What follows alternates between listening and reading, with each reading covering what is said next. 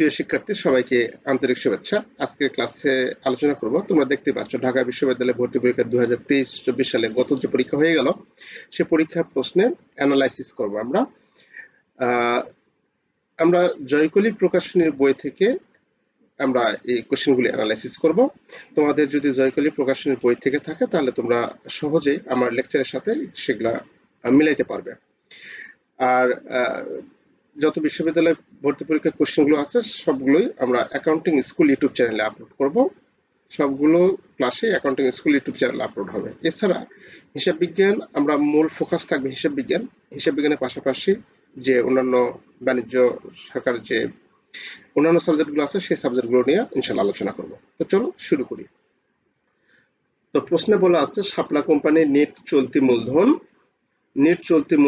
কত? 1,80,000 টাকা এবং চলতি অনুপাত হচ্ছে 3:2। উক্ত কোম্পানির চলতি সম্পত্তির পরিমাণ কত? তার চলতি সম্পত্তির পরিমাণ নির্ণয় করতে বলছে। তাহলে চলতি অনুপাত বলতে কি বুঝি আর চলতি মূলধন বলতে কি বুঝি, এই দুটো বিষয় আমাদের জানা দরকার। চলতি অনুপাত হচ্ছে চলতি সম্পদ কে যদি আমরা চলতি দায় দ্বারা ভাগ করি তাহলে আমরা কি পাই? এই যে চলতি অনুপাত পাবো। তাহলে এই অনুপাতটা কিভাবে আছে? এই অনুপাতটা এইভাবে আছে, 3:2 এইভাবে আছে। এটাকে আমরা অনুপাত আকারে প্রকাশ করছি কি, এই যে এইভাবে প্রকাশ করছি আমরা 3:2, অর্থাৎ 3:2, তাই না? আচ্ছা, এটা কি? আমরা চলতি অনুপাত। তাহলে এখন চলতি মূলধন কি? চলতি মূলধন হচ্ছে এই জিনিস যে চলতি মূলধন হচ্ছে চলতি সম্পদ মাইনাস চলতি দায়। এই চলতি সম্পদ থেকে চলতি দায় যদি বাদ দেই তাহলে আমরা চলতি মূলধন পাবো। তাহলে এখানে আমাদের চলতি সম্পদ আর দায়ের পরিমাণ কি দেওয়া আছে? যদি চলতি সম্পদ 3 টাকা হয় তাহলে চলতি দায় হচ্ছে কত? 2 টাকা। তাহলে চলতি সম্পদ হচ্ছে 3 টাকা, চলতি দায় হচ্ছে 2 টাকা। তাহলে 1 টাকা হচ্ছে কি? এটার নাম হচ্ছে কি? এই 1 টাকার নামই হচ্ছে আমাদের কাছে, এই যে 1 টাকা বাড়ালো, 1 টাকার নামই হচ্ছে আমাদের কাছে কি? এই যে চলতি মূলধন। তাহলে চলতি মূলধন এক অংশ সমান সমান কত হচ্ছে? এত, 1,80,000 টাকা, তাই না? তাহলে এখন কি চেয়েছে? এখানে অঙ্কে চেয়েছে তোমার কি? চলতি সম্পত্তি। তা চলতি সম্পত্তি অনুপাত কত? 3। তাহলে 1 সমান সমান কত? 1,80,000 যদি হয় তাহলে 3 সমান সমান কত হবে? তাহলে আমাদের এই 1,80,000 কে যদি আমরা 3 দ্বারা গুণ করি তাহলে যেটা বাড়াবে সেটা হচ্ছে আমাদের কাছে চলতি সম্পত্তির পরিমাণ। তো 3 দ্বারা গুণ করলে আমরা যেটা পাবো 5,40,000 টাকা। এটা হচ্ছে আমাদের কাছে অ্যান্সার, 5,40,000 টাকা। এই হচ্ছে অ্যান্সার। তাছাড়া এখানে জয়গুলির যে সমাধানটি আছে এই সমাধানও তোমরা দেখে নিতে পারো, এভাবেও তোমরা করতে পারো। তোমরা যেভাবে বোঝো সেভাবে তোমরা ধরে রাখবে। তবে এই প্রশ্নটা অধিকাংশ বার এসেছে। এই প্রশ্নটা তোমরা অবশ্যই ভালো মতো দেখবে। আচ্ছা, দ্বিতীয় প্রশ্ন হচ্ছে অনুপার্জিত আয়ের সমন্বয় দেখিলা। অনেক গুরুত্বপূর্ণ একটি প্রশ্ন। অনুপার্জিত আয়ের সমন্বয় দেখিলা। তো অনুপার্জিত আয়টা কি? এটা আমরা জেনে আসছি এর আগে। যে আয়টা আমরা এখনো অর্জন করতে পারি নাই, আমরা টাকা আগে নিয়েছি, সেবা দেওয়ার আগে টাকা নিয়েছি, তাকে বলে অনুপার্জিত আয়। তো এর সমন্বয় দেখিলাটা কি হবে? এটা আমাদের এখানে বের করতে বলছে। তাহলে সমন্বয় দেখিলা কোনগুলোর করি? আমরা যেগুলো বেশি নিয়েছি টাকা বেশি নিয়েছি অথবা যেগুলো টাকা বেশি দিয়েছি এগুলো করি, অথবা যেগুলো বকেয়া আছে সেগুলো করি, তাই না? তো অনুপার্জিত আয় এই বিষয়টা কিন্তু বকেয়া থাকার জিনিস না, এখানে উদ্বৃত্ত থাকার জিনিস। দায়ের মধ্যে থেকে আমাদের উদ্বৃত্ত থাকবে, সম্পদের মধ্যে থেকে আমাদের খরচ হবে, তাই না? তাহলে এখানে আমাদের অনুপার্জিত আয় বিষয়টা এরকম যে অনুপার্জিত আয় যদি আমরা 100 টাকা নিয়ে থাকি কারো কাছ থেকে, এর মধ্যে থেকে কত টাকা উপার্জন হয়েছে সেটা কিন্তু আমাদের দেখাতে হবে, মানে আয় দেখাতে হবে। বুঝো যে অনুপার্জিত আয়ের মধ্য থেকে আয় দেখাতে হবে। তাহলে এখন অনুপার্জিত আয়ের মধ্যে থেকে যদি আয় দেখাতে হয়, অনুপার্জিত আয় এটা হচ্ছে আমাদের কাছে দায়, তাই না? এটা তো হচ্ছে দায়। তাহলে দায়টা কি এখন সমন্বয় দিতে গেলে কি হবে? অনুপার্জিত আয় ডেবিট মানে অনুপার্জিত সংক্ষেপে লিখলাম অনুপার্জিত আয় ডেবিট, এটা লিখবো ডেবিট, আর সেবা আয় ক্রেডিট, সেবা আয় ক্রেডিট। তাহলে অনুপার্জিত আয় ডেবিট, সেবা আয় ক্রেডিট কি দেখা যাচ্ছে? অনুপার্জিত আয়টা হচ্ছে আমাদের কাছে দায়, দায়টা কি হচ্ছে কমে যাচ্ছে, এলটা কমে যাচ্ছে, আর সেবা আয়টা কি হচ্ছে আমাদের কাছে রেভিনিউ, রেভিনিউটা কি হচ্ছে বৃদ্ধি পাচ্ছে। তাহলে এখানে কি আছে? এ নাম্বারে আছে দায় হ্রাস আর রাজস্ব আয় বৃদ্ধি করে। তাহলে এখানে কি আছে? আমরা এটা কি বুঝলাম? একটু খেয়াল করো যে এখানে দায় হ্রাস পেয়েছে আর রাজস্ব আয় বৃদ্ধি পেয়েছে। তাহলে দায় হ্রাস এবং রাজস্ব বৃদ্ধি পেয়েছে, তাহলে এটা হচ্ছে আমাদের অ্যান্সার। আর কিছু দেখতে যাব না আমরা। দায় হ্রাস, রাজস্ব আয় হ্রাস না, এটা তো হবে না, এটা বৃদ্ধি হবে, তাই না? তারপরে সম্পত্তি বৃদ্ধি, এটা তো কথাই আসে না, সম্পত্তির কথাতে আসবে না, সম্পত্তি বৃদ্ধি এটাও আসবে না। তাহলে আমাদের কাছে অ্যান্সার ক, তাই না? আচ্ছা, এখানে আমাদের সলভ দেওয়া আছে, জয়কুলি সলভ, তোমরা এটা পড়ে যেটা বুঝো, তোমাদের কাছে যেটা মানে মনে রাখার জন্য সহজ যেটা হবে সেটা তোমরা করবে। তারপর হচ্ছে কোনটি বিলম্বিত মুনাফা জাতীয় খরচ? বিলম্বিত মুনাফা জাতীয় খরচ 3 নাম্বার বোঝো। বিলম্বিত মুনাফা জাতীয় খরচ বলতে যে খরচটা, যে অগ্রিম খরচগুলো আমরা 3 বছর, 4 বছর, 5 বছরের জন্য দিব আমরা, ঠিক আছে? তো এই খরচগুলো হচ্ছে বিলম্বিত খরচ। যেমন অগ্রিম ভাড়া, অগ্রিম ভাড়া যদি আমরা পেইড করি, তাহলে সেই ভাড়াটা 2 বছর, 3 বছর, 4 বছরের জন্য ভাড়াটা দেয়, সেটা হচ্ছে বিলম্বিত ভাড়া। অগ্রিম বিজ্ঞাপনের টাকা যদি আমরা দিয়ে থাকি, সেটা হচ্ছে আমাদের কাছে বিলম্বিত মুনাফা জাতীয় খরচ বা বিলম্বিত আহ, বিজ্ঞাপন ব্যয়, বিজ্ঞাপনে যদি টাকাটা দিয়ে থাকি এরকম। তাহলে অগ্রিম, এখানে বলা আছে বিলম্বিত মুনাফা জাতীয় খরচ কোনটি? তাহলে বিলম্বিত মুনাফা জাতীয় খরচ এখানে আছে অগ্রিম ভাড়া, প্রাথমিক খরচ, অবচয়, পুরনো গাড়ির পুনঃসংস্কার ব্যয়। তো আমাদের অবচয় তো হবে না, তারপরে আমাদের অবচয় তো হবেই না, তারপরে আমাদের এটাও হবে না, পুরনো গাড়ি এটাও হবে না। তাহলে আমাদের কি দাঁড়ালো এখন? প্রাথমিক খরচ এবং অগ্রিম ভাড়া। অগ্রিম ভাড়াও আমাদের বিলম্বিত খরচ, আবার প্রাথমিক খরচটাও আমাদের বিলম্বিত খরচ।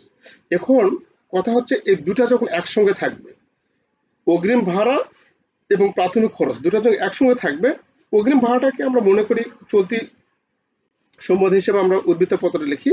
তো এটা হয়তো সামনে বছরে শেষ হয়ে যাবে, এটা সামনে বছরে শেষ হয়ে যাবে, এই জন্য এটা অগ্রিম ভাড়া হয়তো 2-3 বছর যাবে, এরকম না। তো এটা আমরা মনে করি চলতি সম্পদ, মানে সামনে বছরে এটা শেষ হয়ে যাবে, তাহলে এটা আমাদের আহ 1 বছরের মধ্যে যে শেষ হয়ে যাবে, এটা আমরা বিলম্বিত হিসেবে ধরবো না, এই দুটা যদি থাকে। আর প্রাথমিক খরচটা মনে করবে এটা কমপক্ষে 3-4 বছর পর্যন্ত আমাদের এটা অবলম্বন করতে হবে, মানে 3-4 বছর পর্যন্ত এটা চলে যাবে। তাহলে এই দুটো যদি থাকে তাহলে আমরা প্রাথমিক খরচ দেবো, এটা মাথায় রাখতে হবে একটু, যে অগ্রিম ভাড়া এবং বিলম্বিত খরচ এই দুটা যদি থাকে তাহলে আমরা এই দুটার মধ্যে থেকে প্রাথমিক খরচটাই আমরা দিব। আর যদি প্রাথমিক খরচ না থাকে, অন্য কিছু থাকে, তাহলে আমরা তখন অগ্রিম ভাড়া দিব। আচ্ছা, তারপরে আছে আর্থিক বিবরণীতে সংযুক্ত টিকায় যে তথ্য প্রদর্শন করা হয় তা করা হয় এখানে শূন্যস্থান পূরণ করতে বলছে। তাহলে কোনটা বসবে আর কি? এ নাম্বারে রক্ষণশীলতা নীতির জন্য, বি নাম্বার হচ্ছে মিলকরণ নীতির জন্য, ক্রয় মূল্য নীতির জন্য, পূর্ণপ্রকাশ নীতির জন্য। তাহলে আর্থিক বিবরণীতে যে সংযুক্ত টিকা দিতে হয়, আমাদের সংযুক্ত যে টিকা আর্থিক বিবরণী করার পর, আর্থিক বিবরণী এভাবে করার পর সবার শেষে যে নোট লিখতে হয় বা টিকা লিখতে হয়, যেটা দিতে হয় টিকা, তাহলে এটা কিসের জন্য দিই আমরা? এটা হচ্ছে একমাত্র পূর্ণ প্রকাশ নীতির জন্য। আমরা এই যে পূর্ণ প্রকাশ নীতির জন্য এটার জন্য দিই। কারণটা কি? এক এক প্রতিষ্ঠান এক এক রকম অবচয়ের ধার্য করতে পারে, অবচয়ের পদ্ধতি মানে অ্যাপ্লাই করতে পারে। কেউ সরলরৈখিক, কেউ ক্রমহ্রাসমান, কেউ বর্ষ সংখ্যা সমষ্টি পদ্ধতি, তাই না? এরকম বিভিন্ন পদ্ধতি অ্যাপ্লাই করতে পারে। কিন্তু যখন আর্থিক বিবরণী হিসাব, তো এটা হচ্ছে তথ্য ব্যবস্থা, এটা জনসাধারণের কাছে উন্মুক্ত করা থাকে। তাহলে আর্থিক বিবরণী দেখে যেন আমরা সহজে বুঝতে পারি, সহজে পূর্ণতা পাই যে উপরে যে অবচয় হিসাবটা ধরছে, ক্যালকুলেশন করছে, সেটা কোন পদ্ধতিতে করছে। এটা করছে সরলরৈখিক পদ্ধতিতে, হ্যাঁ, নিচে লেখা আছে সরলরৈখিক পদ্ধতি। এরকম বিভিন্ন থাকতে পারে। আমাদের এখানে লেখা আছে যে মজুত পণ্যের মূল্যায়ন পদ্ধতি, ফিফো না লিপো কোন পদ্ধতিতে ক্যালকুলেশন করা আছে সেটা ওখানে নিচে লেখা থাকবে।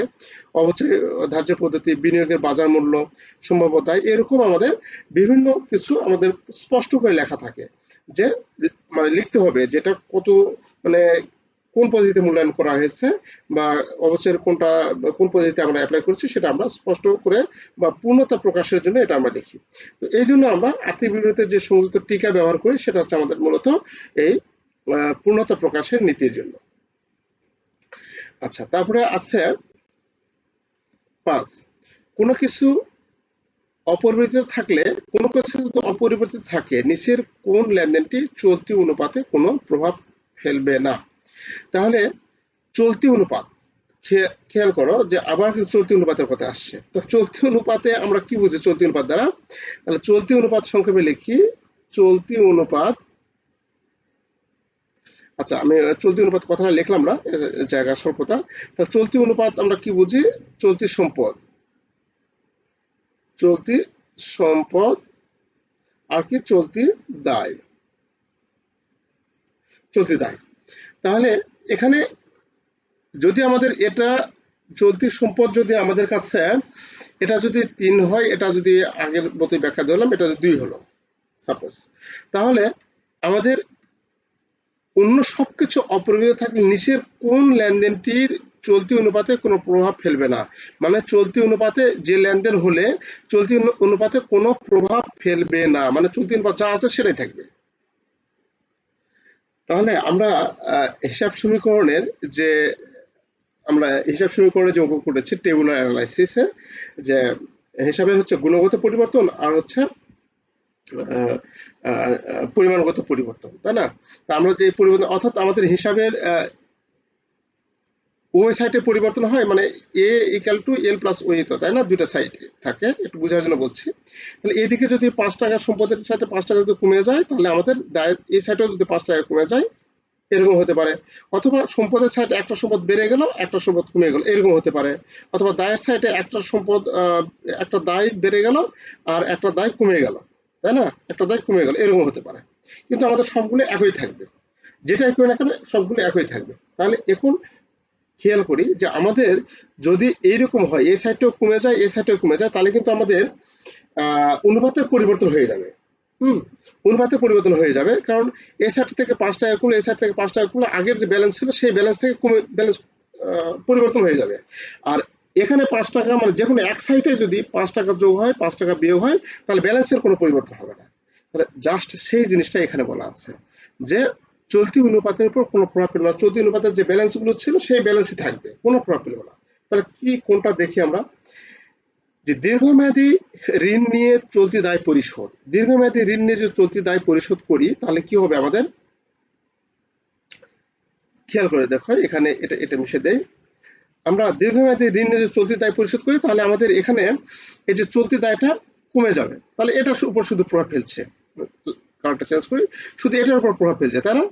চলতি দায়ের উপর প্রভাব ফেলছে, এর সম্পদের উপর প্রভাব ফেলছে না। তার মানে আমাদের কি হবে, পরিবর্তন হয়ে যাবে, শুধু একটার উপর প্রভাব ফেলছে, তার মানে এটা হবে না। তারপরে আছে বিবিধ পাওনাদারকে নগদ প্রদান। বিবিধ পাওনাদারকে নগদ প্রদান মানে কি, এই পাওনাদার হচ্ছে চলতি দায়, এটা কমে যাচ্ছে, আমাদের চলতি সম্পদও কমে যাচ্ছে, তাই না? তার এখানেও কমে যাচ্ছে এখানেও কমে যাচ্ছে, তাহলে উভয় দিকে পরিবর্তন হচ্ছে। যখন উভয় দিকে সমান দ্বারা পরিবর্তন হয় তখন এটা কমে যাবে। অনুপাত যদি 3:2 থাকে তাহলে এখানে ধরো 1 টাকা কমে গেছে এখানে 1 টাকা কমে গেছে, তাহলে কত হবে, এখানে হবে 2 এখানে হবে 1, তখন মানে কি পরিবর্তন হয়ে যাচ্ছে, তাহলে এটা হবে না। যে কোনো এক পাশে আমাদের পরিবর্তনটা হতে হবে, তাহলে এটাও আমাদের হবে না। তারপরে আছে কি, নগদে স্থায়ী সম্পত্তি বিক্রয়। নগদে যদি স্থায়ী সম্পত্তি বিক্রি করি তাহলে স্থায়ী সম্পত্তি বিক্রি, স্থায়ী সম্পত্তিটা হচ্ছে স্থায়ী সম্পদ, এটা তো এখানে আসবে না। আর নগদ টাকাটা হচ্ছে কি, চলতি সম্পদ। চলতি সম্পদ হলে এখানে চলতি সম্পদ এটা মাইনাস হবে, কিন্তু এটা মাইনাস হচ্ছে না, তাই না? এটা মাইনাস হচ্ছে না, তার মানে এটাও আমরা এটাও প্রভাব ফেলবে আর কি, পরিবর্তন হবে। তারপরে আছে ব্যবসায়িক মজুত পণ্য নগদে বিক্রয়। ব্যবসায়িক মজুত পণ্য যদি নগদে বিক্রয় করে, খেয়াল করো মজুত পণ্য হচ্ছে আমাদের চলতি সম্পদ, তাই না? মজুত পণ্য কালান্তিক মজুত পদ্ধতিতে যদি আমরা দেখি যে মজুত পণ্য হচ্ছে আমাদের কাছে চলতি সম্পদ। তা চলতি সম্পদ নগদে বিক্রি করা মানে একটা চলতি সম্পদ বিক্রি করে, চলতি সম্পদ কি হলো, অ্যাসেট মাইনাস হয়ে গেল, আবার কি হয়ে গেল, নগদে বিক্রি করলে সেই অ্যাসেট আর নগদ টাকা চলে আসলো, তাই না? তার মানে খেয়াল করে দেখো অ্যাসেট মাইনাস হয়ে যাচ্ছে একটা, আর একটা অ্যাসেটে প্লাস হচ্ছে, তার মানে এই যে সম্পদে এখানেই আমাদের একটা সম্পদ মাইনাস হয়ে যাচ্ছে আর একটা সম্পদ কি হচ্ছে, প্লাস হচ্ছে। তার মানে এখানে 1 টাকা ব্যালেন্স হচ্ছে আর 1 টাকা কি হচ্ছে যোগ হচ্ছে, তাহলে 1 টাকা প্লাস মাইনাস যোগ হওয়ার ফলে আমাদের 3 টাকা যে ব্যালেন্স 3 টাকায় থাকবে, কোনো পরিবর্তন হবে না, তাই না?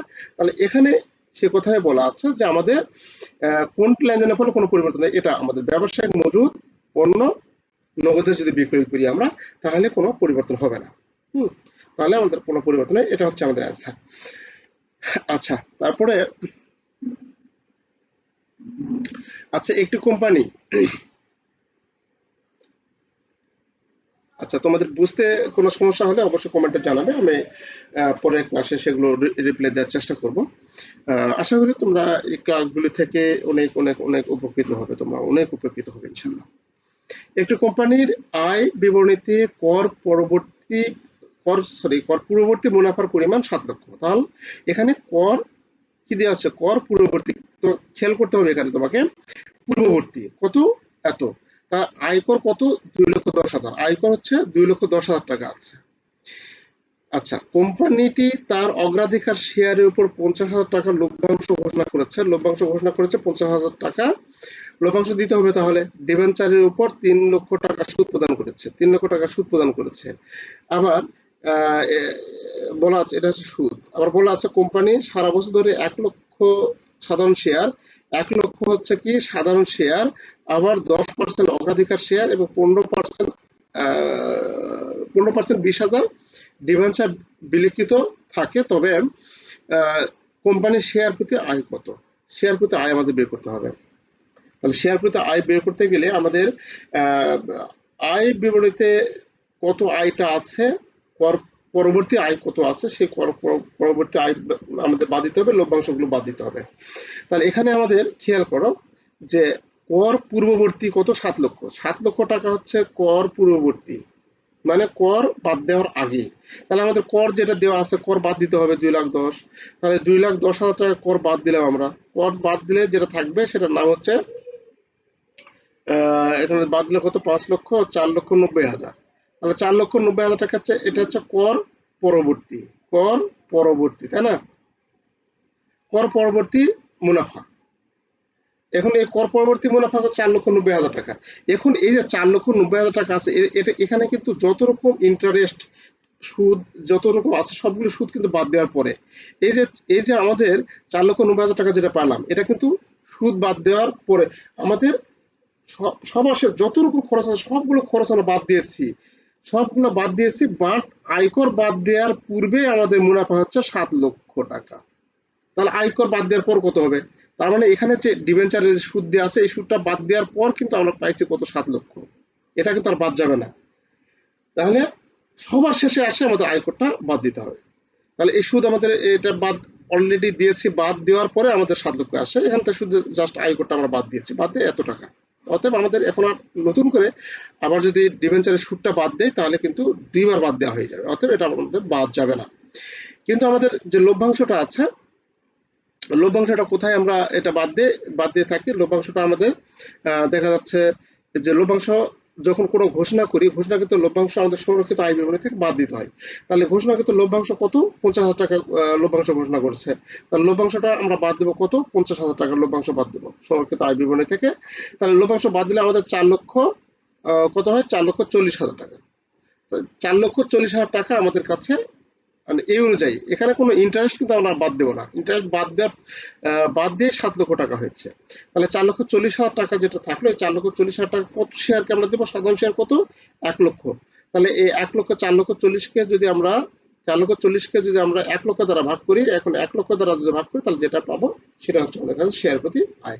তাহলে 4,40,000কে যদি আমরা 1 লক্ষ দ্বারা ভাগ করি তাহলে 4.40, অর্থাৎ এ নাম্বার আমাদের অ্যান্সার, সঠিক অ্যান্সার, এটা আমরা এ নাম্বার। আচ্ছা, নিচের কোন বর্ণনা স্থায়ী সম্পদের ক্ষেত্রে সঠিক ব্যাখ্যা প্রদান করে? স্থায়ী সম্পদের ক্ষেত্রে সঠিক ব্যাখ্যা প্রদান করে, খেয়াল করো। তাহলে এখানে আমাদের স্থায়ী সম্পত্তির সঠিক ব্যাখ্যা প্রদান বলতে এখানে এক এক করে পড়ে যেতে হবে পুরোটা স্টেটমেন্ট। এ নামে বলা আছে স্থায়ী সম্পদ ক্রয় করা হয় ব্যবসা করার জন্য। না, স্থায়ী সম্পত্তি ব্যবসা করার জন্য বলতে ক্রয় বিক্রয় করার জন্য এটা করা হয় না। তাহলে এটা সঠিক যে ব্যাখ্যা সেটা প্রদান করে না, এটা হবে না, তাই না? তারপর বলা আছে স্থায়ী সম্পদ হচ্ছে ব্যবসা করার জন্য ক্রয়কৃত ব্যয়বহুল দ্রব্য। না, এটা ব্যবসা করার জন্য ক্রয়কৃত ব্যয়বহুল দ্রব্য, এটাও স্টেটমেন্টও ঠিক না। তবে স্থায়ী সম্পদ হচ্ছে এমন দ্রব্য যার ভবিষ্যতে কোনো প্রকার আর্থিক মূল্য থাকে না। না, ভবিষ্যতে আর্থিক মূল্য থাকে, এটাও না। তারপর হচ্ছে স্থায়ী সম্পদের আহ, আয়ুষ্কাল দীর্ঘ। হ্যাঁ, স্থায়ী সম্পদের আয়ুষ্কাল দীর্ঘ হয়, 5 বছর, 7 বছর, 8 বছর, 10 বছর, 15 বছর হতে পারে। ভবিষ্যতে যার আর্থিক মূল্য থাকে, হ্যাঁ ভবিষ্যতে আর্থিক মূল্য থাকবে, তার স্থায়ী সম্পদের আর্থিক মূল্য থাকবে। তারপর যা যা বিশেষ করে পুনঃ বিক্রয়ের উদ্দেশ্যে ক্রয় করা হয় না। না, স্থায়ী সম্পদ কখনোই পুনরায় বিক্রি করবে এই উদ্দেশ্যে ক্রয় করা হয় না। তাহলে আমাদের লাস্টের যে স্টেটমেন্টটা, এই স্টেটমেন্টটা আমাদের কাছে সঠিক আছে। তাহলে এটা হচ্ছে আমাদের কাছে অ্যান্সার, সঠিক আছে, ডি নাম্বার। রূপান্তর ব্যয় বলতে কি বোঝায়? রূপান্তর ব্যয়, তো এটা আমাদের হিসাব বিজ্ঞানের দ্বিতীয় পত্র থেকে আমাদের উৎপাদন ব্যয় হিসাব যেটা সেখান থেকে এসেছে। রূপান্তর ব্যয়টা কি এটা আমাদের বুঝতে হবে। রূপান্তর ব্যয়টা হচ্ছে যত রকম প্রত্যক্ষ ব্যয় আছে, যত রকম প্রত্যক্ষ ব্যয় আছে, সকল প্রত্যক্ষ ব্যয়ের সাথে যোগ করতে হবে কারখানায় ব্যয়, তাহলে আমরা রূপান্তর ব্যয় পাবো। অর্থাৎ আমাদের কারখানা ব্যয়, উৎপাদন ব্যয়ের থেকে যদি আমরা কাঁচামালের ব্যয়টা বাদ দেয়, তাহলে আমরা এটা পেতে পারি। তবে আমরা রূপান্তর ব্যয়টা বলতে বুঝবো যে প্রত্যক্ষ খরচ যত আছে, সকল প্রত্যক্ষ খরচের সাথে কারখানা ব্যয়টা যদি আমরা যোগ করি, তাহলে আমরা রূপান্তর ব্যয়, অর্থাৎ কোনো দ্রব্যকে রূপান্তর করার জন্য যে ব্যয়টা হয়, সেখান থেকে শুধু কাঁচামালের ব্যয়টা বাদ দিলে তাহলে আমরা রূপান্তর ব্যয় পাবো। তাহলে রূপান্তর ব্যয়টা কি? কোনো দ্রব্যকে রূপান্তর করার জন্য, কোনো কাঁচামালকে রূপান্তর করার, দ্রব্যে রূপান্তর করার জন্য, কোনো কাঁচামালকে দ্রব্যে রূপান্তর করার জন্য যে ব্যয়টা হয় সেটা হচ্ছে রূপান্তর ব্যয়। তো রূপান্তর ব্যয় আমরা টোটাল যে ব্যয়টা, উৎপাদন ব্যয় পাবো, সেখান থেকে কাঁচামালের ব্যয়টা বাদ দিলেও পাবো, অথবা প্রত্যক্ষ খরচ এবং কারখানা ব্যয় যদি আমরা যোগ করি সেটাও পাবো আমরা। তাহলে এখানে এ নাম্বার ওয়ান আছে দ্রব্য তৈরির খরচ। তাহলে দ্রব্য তৈরির খরচ, এটা কিন্তু আমাদের না, দ্রব্য তৈরির খরচ না, আমাদের কাঁচামালের ব্যয়টা আসবে না। দ্রব্য তৈরির খরচের মধ্যে কাঁচামালের ব্যয় আছে, এটা আসবে না, তাই না? আচ্ছা, তারপরে আছে প্রত্যক্ষ কাঁচামালের ব্যয়। প্রত্যক্ষ কাঁচামালের ব্যয় এবং কারখানা উপরিব্যয়ের ব্যয়ের সমষ্টিগত ব্যয়। তাহলে প্রত্যক্ষ কাঁচামালের ব্যয়, এখানে কিন্তু আমাদের প্রত্যক্ষ কাঁচামালের ব্যয়, কাঁচামালের ব্যয়টা এখানে কিন্তু আমাদের আসবে না। এখানে প্রত্যক্ষ যে খরচগুলো আছে সেই খরচগুলো এখানে আসবে, কারখানার উপরে ব্যয় যেগুলো সেগুলা। তাহলে সি নাম্বার বলা আছে, এটাও আমাদের হবে না। তাহলে আহ প্রত্যক্ষ শ্রম ব্যয়, হ্যাঁ প্রত্যক্ষ ব্যয়, এটা ঠিক আছে, প্রত্যক্ষ কাঁচামাল ব্যয় না, প্রত্যক্ষ শ্রম ব্যয় এবং কারখানা সকল উপরে ব্যয় সমষ্টিগত ব্যয়। তারপরে আছে প্রত্যক্ষ কাঁচামাল ব্যয়, এটা তো আসবে না, কাঁচামালের কথা আছে, এটাও আসবে না। তাহলে আমাদের কাছে অ্যান্সার সঠিক হচ্ছে অ্যান্সার সি। তাহলে এই সি নাম প্রত্যক্ষ শ্রম ব্যয় এবং কারখানা সকল পরিবেশ সমষ্টিগত ব্যয়, এটা হচ্ছে আমাদের সঠিক অ্যান্সার। তারপরে আমরা দেখব 9 নম্বর। 9 নম্বর বলা আছে 4 বছর পূর্বে রিমঝিম ট্রেডার্স 5,50,000 টাকা ব্যয়ে একটি অফিস সরঞ্জাম ক্রয় করে। তাহলে 4 বছর পূর্বে কিন্তু এটা ক্রয় করে, তাই না? কত? 5,50,000 টাকা, যার 10 বছর আয়ুষ্কাল, যার আয়ুষ্কাল হচ্ছে 10 বছর। আয়ুষ্কাল শেষে আনুমানিক ভগ্নাবশেষ মূল্য কত? 50,000 টাকা। মানে এটা হলো ভগ্নাবশেষ মূল্য, রেসিডুয়াল ভ্যালু, তাই না, বা সেলভেজ ভ্যালু। আচ্ছা, সরঞ্জামের ক্ষেত্রে সরলরৈখিক অবচয় পদ্ধতি ব্যবহার করে। আমরা এই সরঞ্জামের ক্ষেত্রে সরলরৈখিক পদ্ধতি, আমরা যে অবচয়ের যে পদ্ধতি আছে, অবচয় যে নির্ণয় করবো, সেটা আমরা সরলরৈখিক পদ্ধতি অবচয় নির্ধারণ করে থাকি। বর্তমানে যদি এই সরঞ্জামটি 3 লক্ষ টাকায় বিক্রি করা হয়, তাহলে লাভ ক্ষতি পরিমাণ কত? অনেক ক্যালকুলেশন একটু করতে হবে আমাদের। তো আমরা জানি এখানে বই মূল্যর বিষয়টা আমাদের একটু জানতে হবে। বই মূল্য, বই মূল্য বলতে কি বুঝি আমরা? আমরা হিসাবের খাতায় যে মূল্যটা লিখি সেটা হচ্ছে বই মূল্য, সহজ কথায়। তাহলে আমরা বই মূল্য, আমাদের 4 বছর পূর্বে ছিল বই মূল্য কত? বই মূল্য ছিল, বই মূল্য বা বহিমূল্য বা পুস্তক মূল্য, যেটা বলে, আজ 5,50,000 টাকা। এখন 4 বছর অবচয় হয়ে গেছে কত? সরলরৈখিক পদ্ধতিতে অবচয়ের যে সংজ্ঞাটা, সেই অবচয়ের সূত্রটা কি? সরলরৈখিক পদ্ধতিতে অবচয়ের সূত্রটা হচ্ছে আমরা কস্ট মাইনাস সেলস ভ্যালু, অর্থাৎ 5,50,000 টাকা হচ্ছে কস্ট, মানে এটা ব্যয় করছে, অর্জন মূল্য, মাইনাস এখান থেকে 50,000 টাকা যে আমাদের ভগ্নাংশের মূল্য, সেটা বাদ দিয়ে আয়ুষ্কাল দ্বারা ভাগ করবে, তাই না? তাহলে এটা 5,50,000 থেকে 50 বাদ দিলে কত? 5 লক্ষ টাকা। তাহলে 5 লক্ষ টাকা, 5 লক্ষ টাকাকে যদি 10 দ্বারা ভাগ করে, তাহলে কত পাবো? 50,000 টাকা। তাহলে এই 50,000 টাকা হচ্ছে আমাদের কাছে প্রত্যেক বছরের অবচয়। তাহলে কয় বছর ছিল? 4 বছর। তার 4 বছর অবচয় কত হবে? 50,000 গুণন, তাহলে এখন একটু ক্যালকুলেশন একটু খেয়াল করো, 4 বছরে 50,000 গুণন 50,000 গুণিত 4 সমান কত? 2 লাখ। তাহলে 2 লাখ টাকা হচ্ছে আমাদের 4 বছর অবচয় হয়ে গেছে। তাহলে 4 বছর যদি 2 লাখ টাকা অবচয় হয়ে যায়, আমাদের মেশিনটা কিনা ছিল কত? 5,50,000। তাহলে 2 লাখ টাকায় আমরা আমাদের পুঞ্জীভূত অবচয় হয়ে গেছে। তাহলে যখন কোনো সম্পদ বিক্রি করব, সম্পদ বিক্রি করলে পুঞ্জীভূত অবচয়টা সঙ্গে সঙ্গে বিনিশ করে দিতে হয়, সম্পদ থেকে মাইনাস করতে হয়। তাহলে সম্পদের মূল্য হচ্ছে 5,50,000 টাকা। তাহলে এখানে অবচয় করে জমিয়ে রাখছিলাম পুঞ্জীভূত অবচয় 2 লাখ টাকা। তাহলে বাদ দিলে কত? 3,50,000 টাকা। এই 3,50,000 টাকা হচ্ছে বই মূল্য। আমরা এটা যদি আমরা বই মূল্য ক্যালকুলেশন করি, তাহলে এখানে বই মূল্য 4 বছর পর মানে বর্তমান সময়ে বই মূল্য হচ্ছে কত? 3,50,000 টাকা। যেটা 5,50,000 টাকাতে যে মেশিনটা কিনছিলাম, সরঞ্জাম কিনছিলাম, সেটা এখন 3,50,000 টাকা। এই 3,50,000 টাকা বই মূল্য এখন বিক্রি করছে কত? 3 লাখ টাকা। তা লাভ হয়েছে না লস হয়েছে? তাহলে 3,50,000 টাকা যে আমাদের সম্পদ ছিল, সেই 3,50,000 টাকার সম্পদ আমরা বিক্রি করছি 3 লাখ টাকায়। তার মানে 50,000 টাকা আমাদের ক্ষতি হয়েছে। তাহলে এই যে 50,000 টাকা ক্ষতি হয়েছে, এটা হচ্ছে আমাদের রাইট অ্যান্সার। আচ্ছা, তারপরে 10 দেখব। চৈতি লিমিটেড ভুলক্রমে বকেয়া সেবা আয় সমন্বয় সাধন করেনি। খুবই সুন্দর কথা। আর্থিক বিবরণীতে ফলাফল কি হবে? বকেয়া সেবা এর সমন্বয় কি? এটা আমাদের আগে জানতে হবে। তাহলে ভুলক্রমে সমন্বয় করেনি মানে ওই এন্ট্রিটা দাখিল মানে দাখিলাটা দেয়নি। তাহলে ভুলক্রমে আমাদের যে দেয়নি সেটার সঠিক জাবেদাটা কি হবে? সেবা আয়ের, বকেয়া সেবা আয়ের। তাহলে লিখবো আমরা বিবিধ দেনাদার বা প্রাপ্য হিসাব। প্রাপ্য হিসাব, প্রাপ্য হিসাব ডেবিট, আর সেবা আয় মানে লিখবো সেবা আয়, সেবা আয় হিসাব ক্রেডিট। তাহলে এখানে একটু খেয়াল করো, আমরা এখানে কিন্তু প্রাপ্য সেবা এটা হচ্ছে আমাদের এ অ্যাসেট, অ্যাসেট এটা বৃদ্ধি হয়ে আছে। আর সেবা আয় আমাদের কি হয়েছে? এটাও আমাদের রেভিনিউ, এটাও বৃদ্ধি হবে, তাই না? তাহলে এন্ট্রিটা যদি দিতাম আমরা, তাহলে এরকম হতো, আমাদের অ্যাসেট বৃদ্ধি পেত এবং রেভিনিউ আয় বৃদ্ধি পেত, সম্পদ বৃদ্ধি পেত এবং আয় বৃদ্ধি পেত। তাহলে যেহেতু আমরা এন্ট্রিটাই দেইনি, তাহলে ফলাফল কি হবে? আর উল্টাটা হবে, সম্পদ কি দেখানো? সম্পদ কম দেখাইছি আর আয় কম দেখাইছি, শেষ, তাই না? বিষয়টা তো এরকম। তাহলে এই এন্ট্রিটাই আমরা দেইনি, এই এন্ট্রিটা যেহেতু দেইনি, তার মানে কি?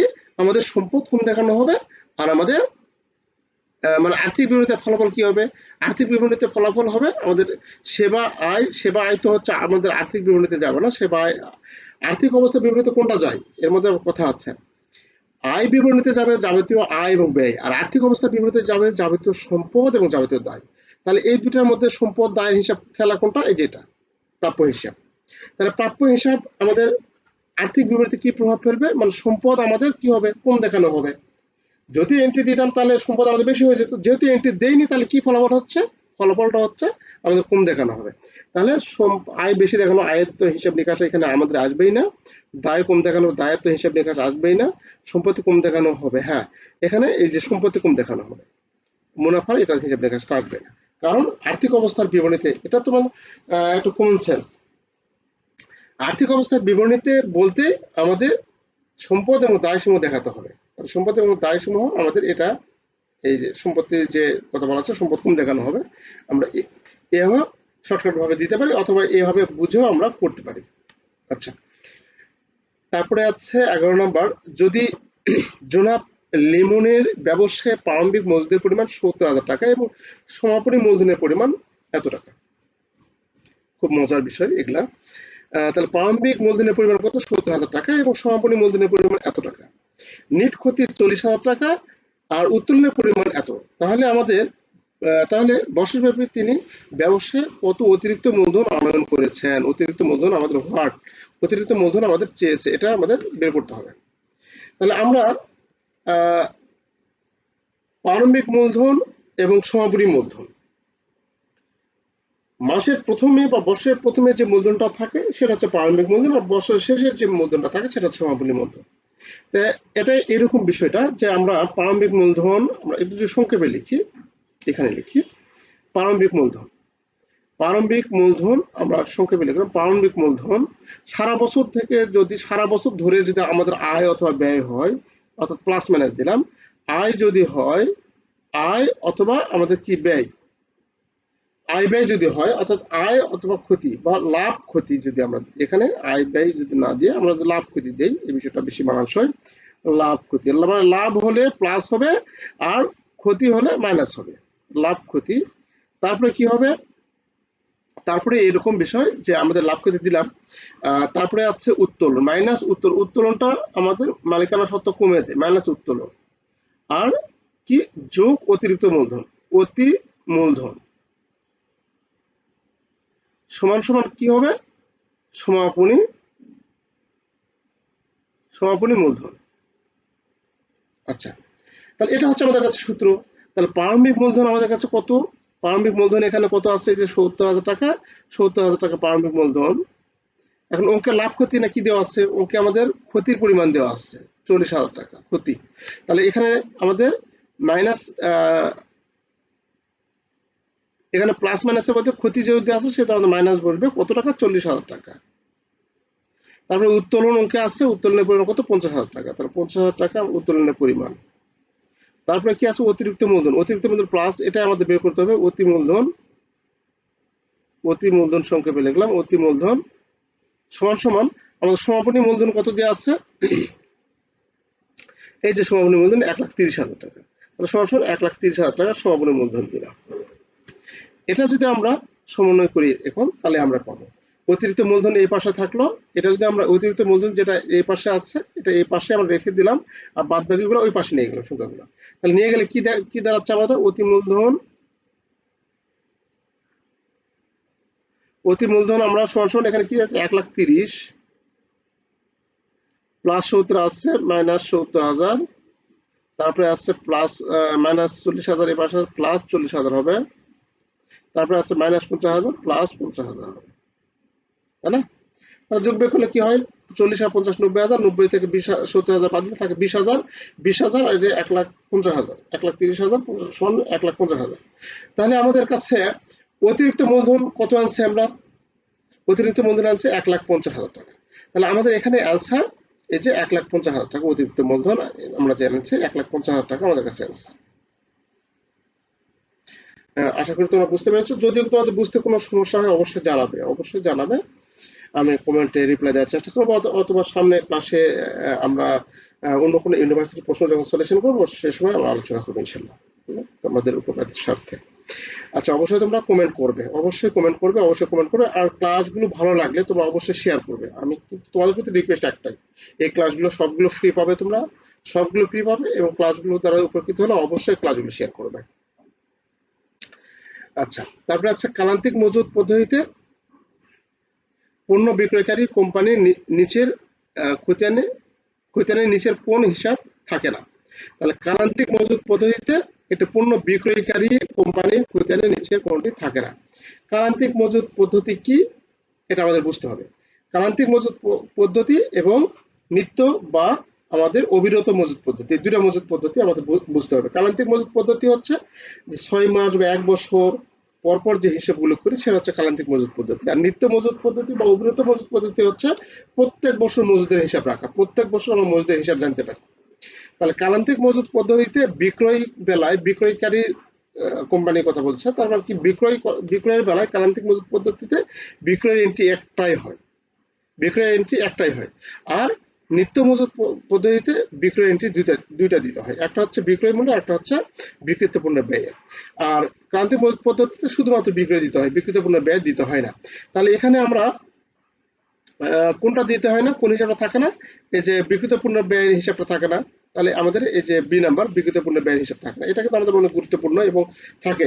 এখানে ক্রান্তিক আছে, পরের বছর হয়তো আমাদের দিবে নিত্য মজুত পদ্ধতিতে, যে কোন পদ্ধতিতে আমাদের অতিরিক্ত একটা হিসাব করতে হয় বা কোন পদ্ধতিতে হিসাবটা করতে হয়। বিক্রয়কারী কোম্পানি, বিক্রয়কারী বইতে বিক্রয়ের পাশাপাশি আরেকটি কোন ধরনের হিসাব আমাদের লিপিবদ্ধ করতে হয়, এরকম ভাবে আসতে পারে বিভিন্ন প্রক্রিয়া। তাহলে বিক্রিত পণ্যের ব্যয়টা এখানে আমাদের অ্যান্সারটা হবে। তো তারপরে হচ্ছে ১২ নম্বর প্রশ্নের অ্যান্সার, এখানে অনেক কিছু দেওয়া আছে, তোমরা এগুলো দেখে নিবে, জয়কলি বইয়ে তোমরা সহায়ক হিসেবে রাখতে পারো, অনেক ভালোভাবে অ্যান্সার করা থাকে। আর এর পরবর্তী লিখিত অংশ যেগুলো আছে, লিখিত অংশ নিয়ে আলোচনা করব। আজকে ভিডিও ক্লাস অনেক বড় হয়ে যাবে, এই জন্য আজকে আলোচনা না করি, আমরা লিখিত অংশ নিয়ে আলোচনা করব। আর পরবর্তীতে আমরা জাহাঙ্গীরনগর ইউনিভার্সিটি অথবা রাজশাহী ইউনিভার্সিটি অথবা যে কোনো ইউনিভার্সিটি এরকম সলিউশন ক্লাস নিয়ে আমরা আসবো। তোমরা উপকৃত হলে অবশ্যই ক্লাস শেয়ার করবে। তোমাদের প্রতি চাই একটাই। তো আজকে এ পর্যন্ত, সবাই ভালো থেকো, সবার জন্য দোয়া করি। আল্লাহ হাফিজ।